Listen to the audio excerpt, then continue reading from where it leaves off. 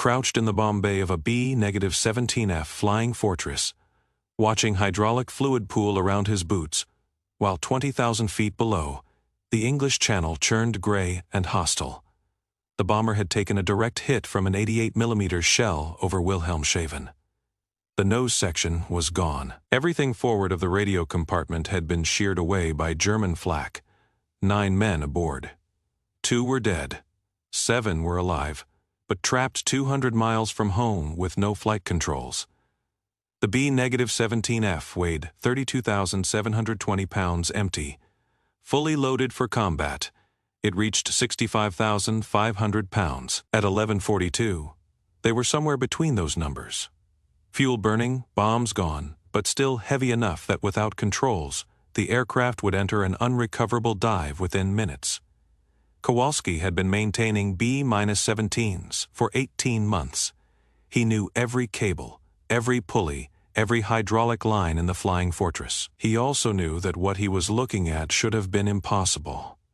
The nose section housed the bombardier, navigator, forward gun positions, and most critically, the primary flight control cables that ran from the cockpit to the control surfaces. When the 88mm shell removed the nose, it should have severed those cables completely. The B-17 should have crashed immediately. Instead, Lieutenant Colonel James Morrison was somehow maintaining level flight from the pilot's seat. Morrison was fighting the aircraft with everything he had. The control yoke moved like it was connected to concrete blocks instead of control surfaces. Each input required both hands and maximum effort. His co-pilot, Lieutenant David Chen, was pulling on the yoke with him. Both men straining against controls that responded like they were moving through molasses. Morrison had radioed their situation to base control 15 minutes earlier. Nose section destroyed. Navigation equipment gone. Bombardier and navigator confirmed Kia. Primary flight controls damaged but functional. Hydraulic system compromised. Request emergency approach clearance at any available field. Base control had acknowledged but offered no solutions. There were no procedures for this situation. No training manual covered flying a B-17 with its nose shot off. Kowalski made his way forward through the radio compartment to where the nose section had been. The aircraft's aluminum skin was peeled back like an opened can. Wind blast at 180 miles per hour made movement dangerous. He clipped his safety line to the aircraft structure and crawled to the edge of the damage below. He could see the primary control cables. They had not been severed. Instead, the 88mm explosion had crushed the nose section around them, pinching the cables between twisted aluminum frames. The cables were still connected, but compressed under thousands of pounds of bent metal. The B-17's flight control system was mechanical. Steel cables ran from the cockpit controls through pulleys to the elevators, ailerons, and rudder. Cable tension was critical. Too loose and the controls would be sluggish. Too tight and they would bind or snap under load. Normal cable tension was 50 pounds. Kowalski estimated the current tension at over 200 pounds due to the crushed nose section. Morrison was essentially trying to fly the aircraft against the resistance of bent aluminum. Kowalski had two choices. He could try to cut away the damaged aluminum to free the cables. This would require cutting through structural elements while in flight, potentially weakening the aircraft to the point of structural failure. Or he could bypass the damaged section entirely by creating new control cable routes. This would require stripping cable from other aircraft systems and rigging connections in flight. Both options violated every maintenance regulation he knew. The intercom crackled with Morrison's voice. Control response getting worse. Need solutions fast. Altitude 19,500 feet, heading 095. Airspeed 165. Fighting to maintain level flight. Chen added his own assessment. Right elevator responding at maybe 30%. Left elevator less. Aileron sluggish. Rudder functional but heavy. They had perhaps 20 minutes before control degradation made level flight impossible. Kowalski made his decision. He would create emergency control cables using wire from the aircraft's electrical system. The B-17 carried over 3,000 feet of electrical wiring. Most of it was 12-gauge copper, strong enough to handle control loads if properly rigged. The plan was simple in concept, complex in execution. Run new cables from the cockpit to the control surfaces, bypassing the damaged nose section entirely. He started with the elevator system. The elevators controlled pitch. Without them, the aircraft would either climb until it stalled or dive until it crashed. Kowalski traced the existing elevator cables from the cockpit to the tail. The primary routing ran through the nose section and was compromised. He would need to create a new route through the aircraft's interior, running cables along the bomb bay ceiling to the tail section. The B-17's bomb bay was 13 feet long, 6 feet wide, 5 feet high. The bay doors were closed, but the space was still subjected to extreme wind pressure through various openings. Kowalski stripped 100 feet of 12-gauge wire from the radio equipment bay. The wire was designed to carry electrical current, not mechanical loads, but it was the strongest material available. He began rigging the wire along the bomb bay ceiling, using existing cable clamps and fabricated attachment points. The work required precision under impossible conditions. The aircraft was still flying at 180 miles per hour at 19,000 feet. The temperature was -15 degrees Fahrenheit. Kowalski worked without gloves because he needed finger dexterity. His hands went numb within minutes. The wind noise made communication with the cockpit difficult. He had to shout into the intercom to be heard. Each wire connection had to be perfect. A single failed joint could mean loss of control and immediate death for all 7 survivors. Kowalski had learned wire splicing techniques during his pre-war apprenticeship at a Chicago electrical contractor. Those skills developed for building wiring were now being applied to aircraft flight controls at 19,000 feet over hostile territory. He used a twist and solder technique, wrapping each joint with electrical tape salvaged from the radio compartment. The B-17's electrical system used different wire gauges for different applications. 12-gauge for high current circuits, 14-gauge for moderate loads, 16-gauge for low power systems. Kowalski was stripping 12-gauge wire, the heaviest available, but even this was marginal for control cable loads. Normal elevator cables were 3/32 inch steel wire rope with a breaking strength of 920 pounds. The 12-gauge copper wire had a breaking strength of approximately 180 pounds. He would need multiple parallel runs to achieve adequate strength. The mathematics were brutal but simple. 6 parallel wire runs would provide theoretical strength of 1,080 pounds, exceeding normal cable specifications. But copper wire behaved differently under load than steel cable. It stretched more, creating lag in control response.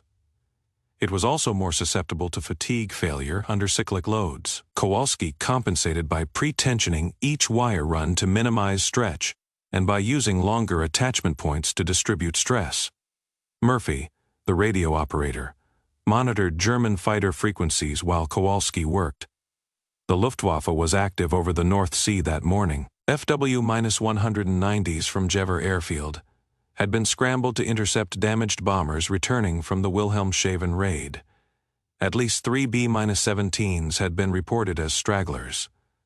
German ground controllers were directing fighters to intercept them before they reached the English coast. At 12:15, Morrison reported that elevator control had degraded further. The aircraft was beginning to oscillate in pitch, small climbs and dives that were getting more pronounced. Chen was using engine power to help control pitch attitude, increasing power to climb, reducing power to descend. It was working but burning fuel rapidly. They had perhaps 90 minutes of fuel remaining, not enough to reach England with their reduced airspeed. The oscillations were getting worse. The aircraft would shake itself apart if the elevator problem wasn't solved soon. The B-17's right, R-1820 Cyclone engines were producing 1,200 horsepower each at current altitude. Normal cruise power was 65%, approximately 780 horsepower per engine. Chen was varying power from 45% to 85% to control pitch, well outside normal operating parameters. Cylinder head temperatures were climbing toward redline. Oil pressure was fluctuating as the engines worked harder than designed. Engine failure would eliminate their ability to maintain altitude. Morrison's hands were cramping from fighting the controls. The control yoke required constant pressure to prevent the aircraft from entering an uncontrollable dive. His arms ached from the strain. Chen was helping by pulling on the yoke during the worst oscillations. But both pilots were exhausting themselves fighting damaged controls. Sweat dripped into Morrison's eyes despite the sub-zero temperatures at altitude. The aircraft's trim tabs, small auxiliary control surfaces that reduce control pressure, were also damaged. Normal procedure would be to trim the aircraft for level flight, reducing pilot workload. But the trim cables ran through the destroyed nose section along with the primary controls. Morrison was flying a 65,000-pound aircraft with no trim assistance and degraded primary controls.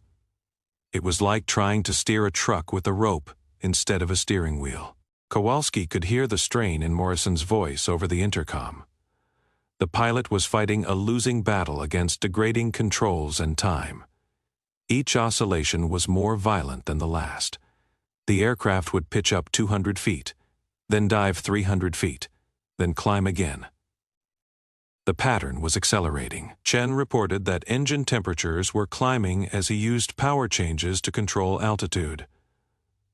The Wright R-1820 engines were not designed for rapid throttle movements at high altitude. Behind them, Staff Sergeant Miguel Rodriguez monitored the other crew members. Ball turret gunner Private Danny Walsh had taken shrapnel in his left shoulder, but was conscious and mobile. Waist gunner Corporal Tony Ricci had a head wound that was bleeding but not life-threatening. Tail gunner Sergeant Bob Franklin was helping Kowalski by holding wire runs steady while connections were made.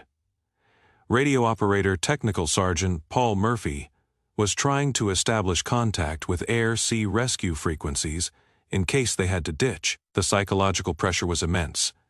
Everyone aboard understood their situation. They were flying a partially destroyed aircraft over hostile water with improvised controls. Normal procedures had failed completely. Their survival depended entirely on Kowalski's ability to create a functional control system, using materials never intended for that purpose. There was no backup plan. No alternative. This would work, or they would all die. Rodriguez began organizing the crew for potential ditching procedures. Life rafts were located and prepared for deployment.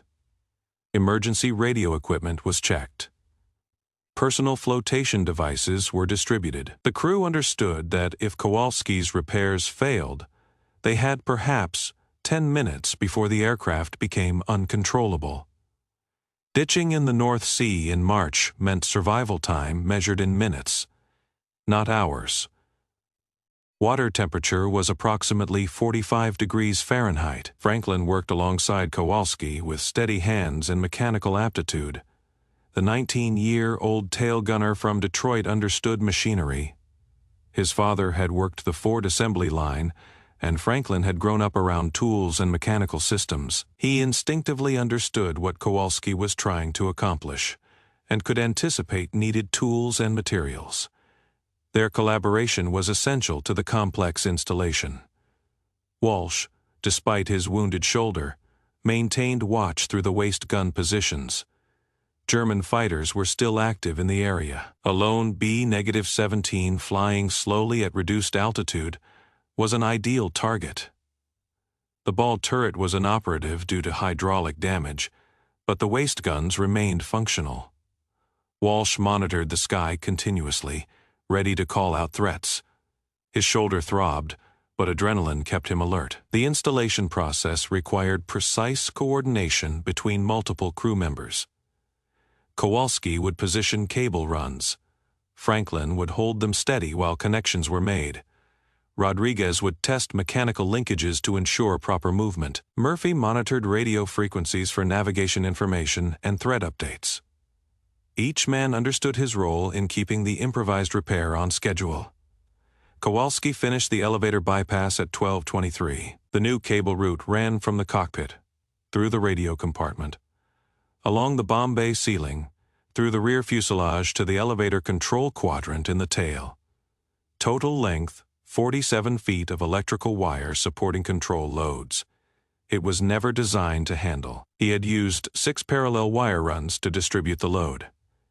Each connection point was reinforced with cable clamps salvaged from other aircraft systems. The improvised system looked like nothing in any maintenance manual, but the engineering was sound. Before testing the system with the pilot, Kowalski performed ground checks. He manually operated the elevator control quadrant in the tail, while Franklin observed control surface movement from the waist gun position. The elevators moved smoothly through their full range of travel. No binding, no irregular movement. The wire runs showed proper tension without excessive stretch. The connections held firm under manual load testing. He tested the system by calling for small elevator inputs. Morrison moved the controls carefully, testing response. The difference was immediate and dramatic. The control yoke moved smoothly instead of fighting against bent aluminum. The aircraft stopped oscillating.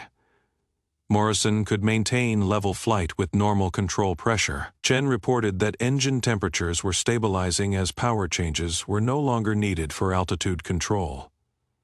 Morrison performed a series of graduated control tests. Small elevator inputs first, then progressively larger movements. The aircraft responded predictably to each input. Pitch control was restored to approximately 70% of normal authority. More importantly, the dangerous oscillations had stopped completely. The aircraft flew stable and level for the first time since the flak hit. Control response improved significantly. Morrison's voice carried relief for the first time since the hit. Elevator authority approximately 70% of normal. Much better than before. But we still need aileron and rudder improvement. The aircraft was flying straight and level without constant struggle.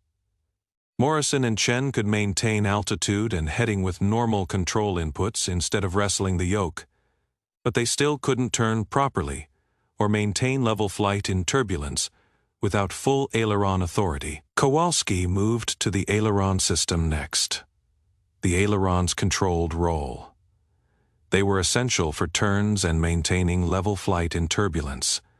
The aileron cables were also routed through the destroyed nose section.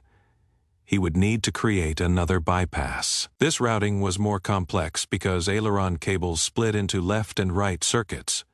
He would need 2 separate bypasses, each with its own cable runs and connection points. The complexity was daunting. Normal aileron cables were precisely tensioned and routed through carefully designed pulley systems. The cables had to move in exact synchronization. Left aileron up meant right aileron down, with precise differential movement. Creating this with improvised electrical wire would require perfect tension balance between the 2 circuits. Too much tension on one side would cause the aircraft to roll uncontrollably. Murphy reported German fighter activity increasing. Radio intercepts indicated that Luftwaffe ground control was vectoring fighters toward stragglers from the Wilhelmshaven raid. At least 2 B-17s had been shot down over the North Sea.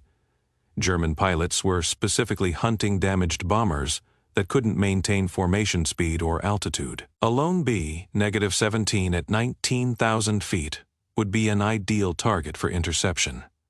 Franklin, the tail gunner, had become Kowalski's assistant. The young sergeant understood mechanical systems and could follow complex instructions while working in cramped spaces.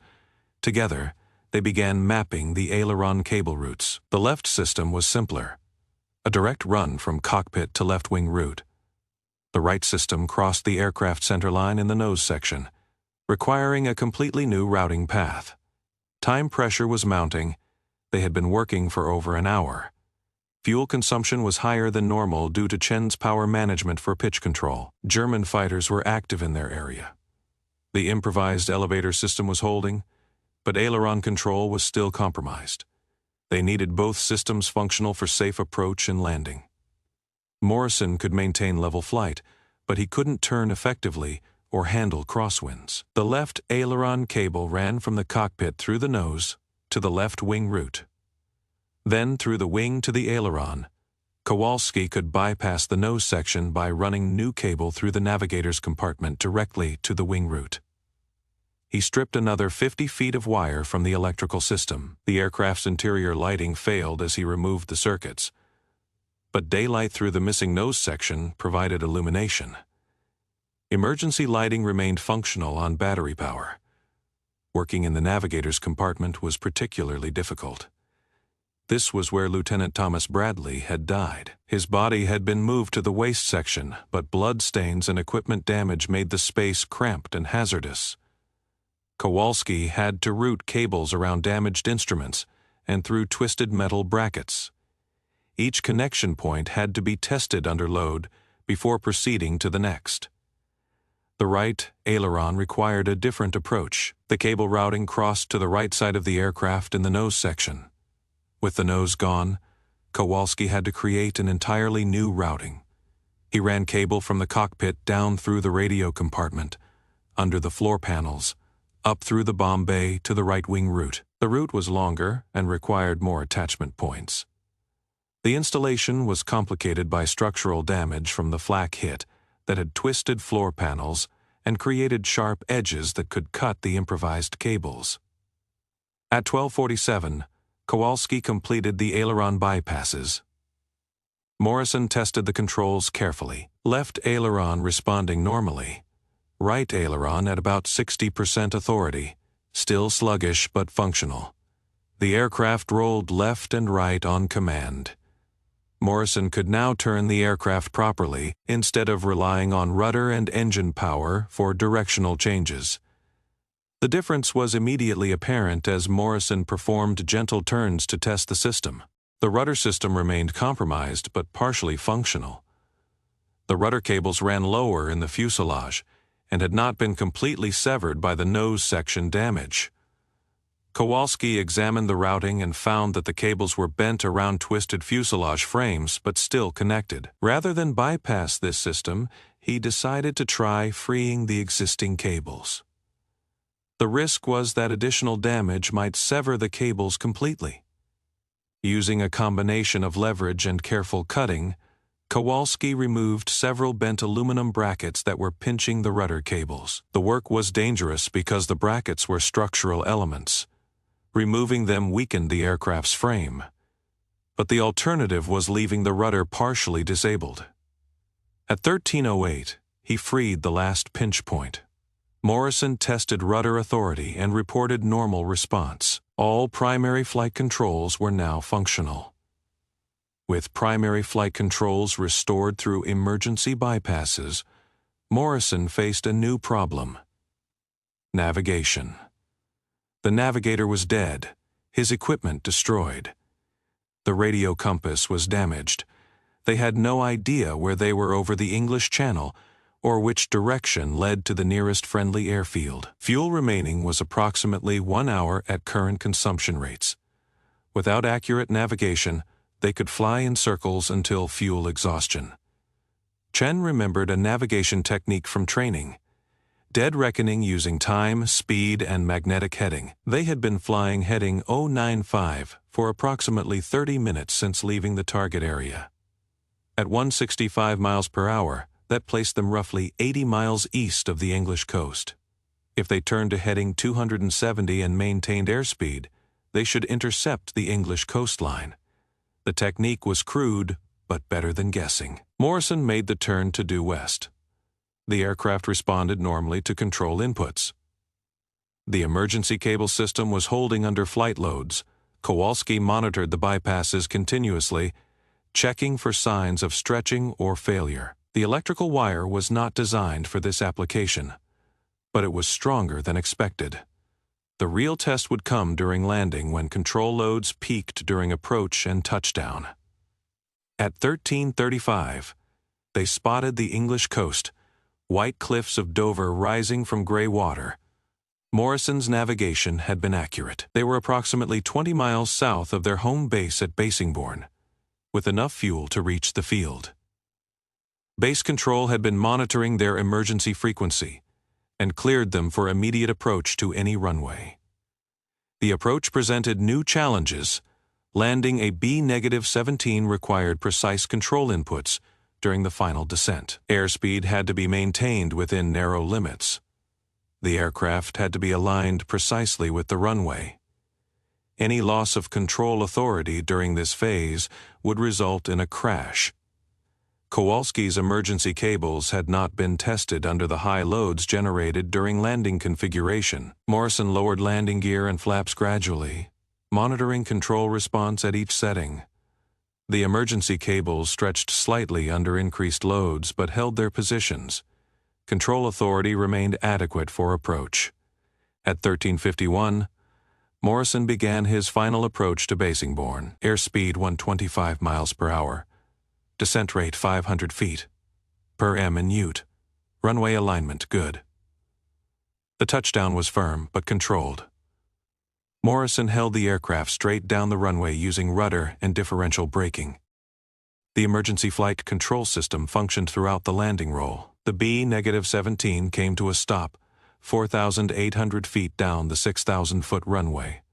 7 men climbed out alive. 2 would be buried in England.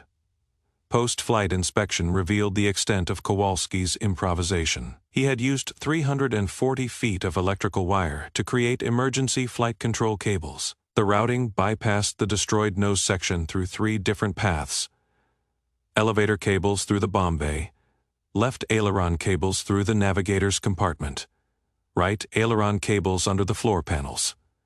The system had handled full flight loads, including landing for over 90 minutes of flight time. Boeing engineers examined the aircraft the following week.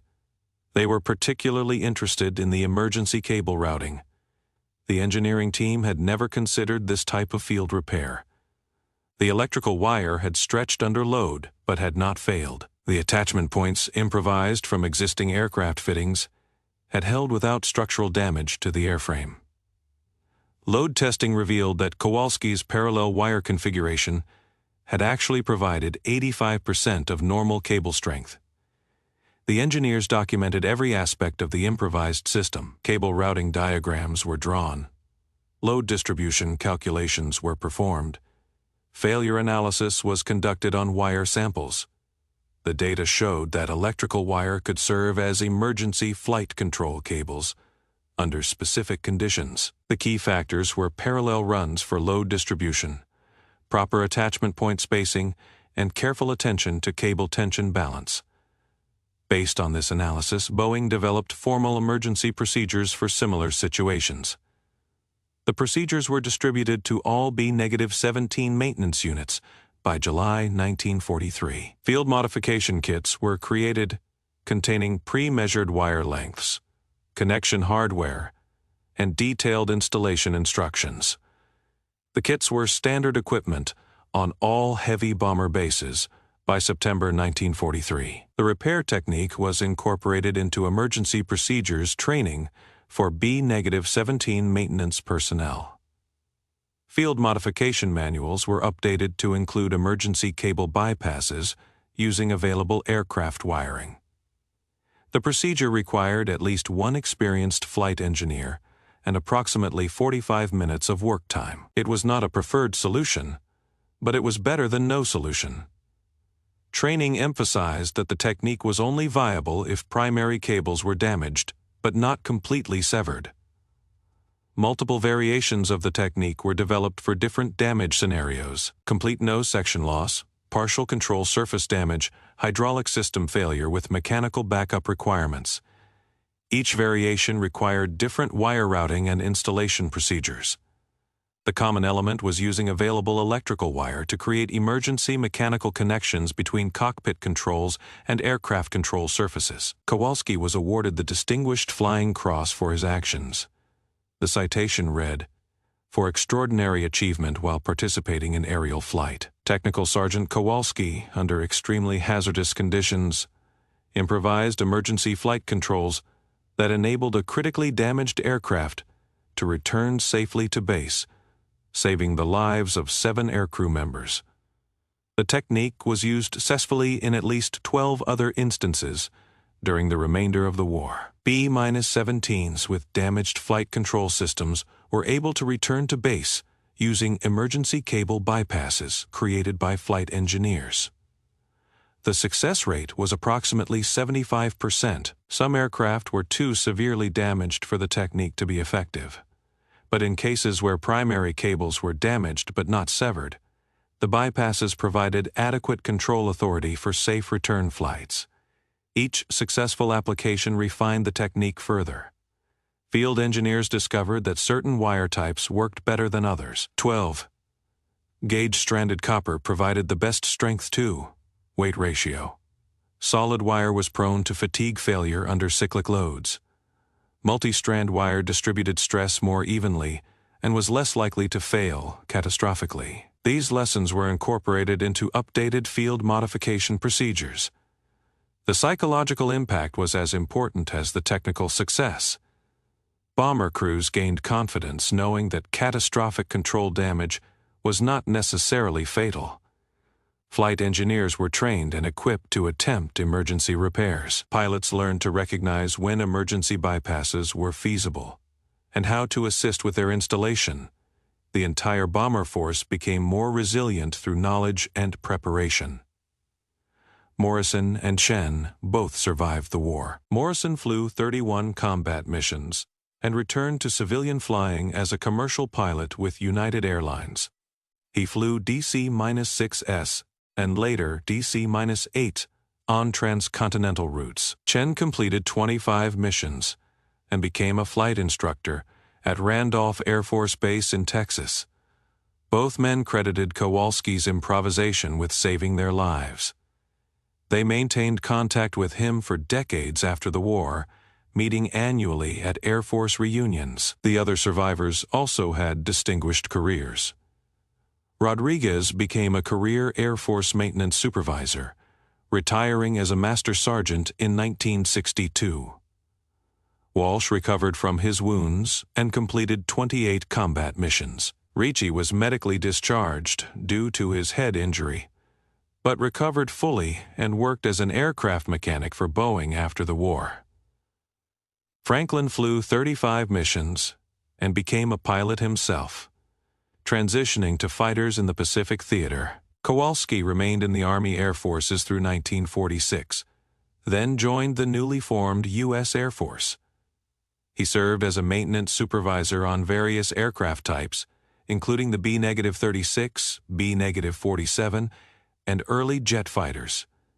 His experience with improvised repairs made him valuable during the rapid technological changes of the early Cold War period. He trained a generation of Air Force maintenance personnel in both standard procedures and emergency improvisation techniques. The B-17 that landed at Basingbourne with emergency controls was repaired and returned to service. The nose section was rebuilt using parts from other aircraft. The emergency cable system was removed and proper control cables were installed. The aircraft flew 23 additional combat missions before the end of the war. It survived to be scrapped in 1946, having completed 67 total combat sorties. Kowalski retired from the Air Force in 1965 as a Chief Master Sergeant. He had served 24 years, most of it maintaining the aircraft that carried American aircrews into combat. His improvised repair technique had been refined and formalized, but the basic principle remained the same. When standard procedures failed, experienced maintenance personnel could often find alternatives using available materials and thorough understanding of aircraft systems. The 15th of March incident demonstrated something important about both aircraft design and human adaptability. The B-17 was designed with redundant systems and robust structure that could survive massive damage.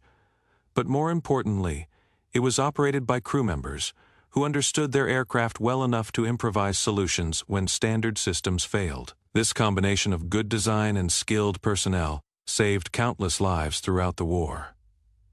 Frank Kowalski died on the 12th of November 2003, at age 82. He was buried in Arlington National Cemetery with full military honors. His distinguished flying cross was donated to the National Museum of the U.S. Air Force at Wright Patterson Air Force Base in Ohio. The citation is displayed alongside other examples of aircrew heroism during World War II. The emergency flight control bypass technique is still taught to aircraft maintenance personnel today. Modern aircraft have more sophisticated systems, but the principle remains valid. When primary systems fail, alternatives can often be improvised using available materials and thorough knowledge of aircraft systems. Kowalski's legacy lives on in the training of every flight engineer who learns that sometimes the best solution is not in the manual. The B-17F that survived the 15th of March mission was scrapped in 1946 as part of post-war demobilization. Its aluminum was recycled into civilian aircraft, but the lessons learned from that desperate flight over the English Channel became part of aviation history. Emergency procedures developed from real-world experience, tested under life or death conditions, refined through subsequent applications. If this story moved you the way it moved us, hit that like button. Every like tells the algorithm to share these forgotten stories with more people. Hit subscribe if you haven't already. We're rescuing stories like this from dusty archives every single day.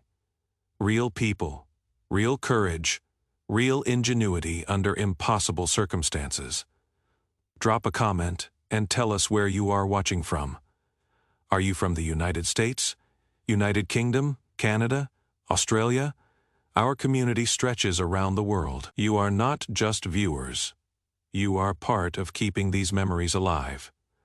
Tell us your location. Tell us if someone in your family served. Just let us know you are here. Thank you for watching, and thank you for helping make sure Frank Kowalski and the crew of that B-17 don't disappear into silence. These men faced death and found a way to live. They deserve to be remembered, and you are helping make that happen. Stories like this remind us that when everything goes wrong, human ingenuity and courage can still find a way that is worth remembering, that is worth sharing.